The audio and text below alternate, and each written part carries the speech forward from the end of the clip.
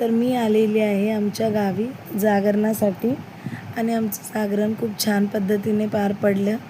त्यानंतर आम्ही आलो आहोत माझ्या मिस्टरांच्या आजोळी म्हणजे लिंब गावी. लिंब गावामध्ये त्यांचे मामा राहतात आणि त्यांचे मामा, मामी, त्यांची 2 मुलं असा त्यांचा छान परिवार आहे. मामा मामीसोबत आमची मावशी देखील राहते. आणि मामांनी बघा खास आमच्यासाठी आवर्जून आज मटणाचा बेत केलेला आहे. चुलीवरती मटण शिजवलेलं आहे.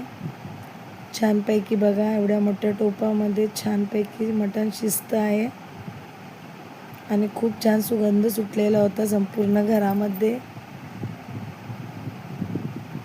बघा या मटणामध्ये मामांनी म्हणे घरकुल मसाला वापरला आहे. तो फक्त गावीच भेटतो, आपल्या मुंबईत नाही भेटत.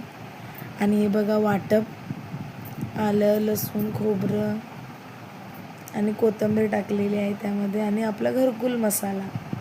आणि हे बघा मीठ टाकण्याची आमच्या मामांची पद्धत बघा कशी आहे. मीठ टाकायचं वरती ताटामध्ये आणि ते विरघळलं की मग ते पाणी द्यायचं ढकलून मटणामध्ये. आणि ते पाणी टाकल्यानंतर मामांनी टेस्ट केली, ओके म्हटलेलं आहे त्यांनी स्वतःच. आणि बघा अशा प्रकारे आमचं मटण छान तयार झालेलं आहे असा मामांनी रिव्ह्यू दिलेला आहे. आणि मग आम्ही नंतर मटण टेस्ट केलं, थोडासा रस्सा मलाच दिलेला. खूप भारी झालं होतं रस्सा, एकदम छानच.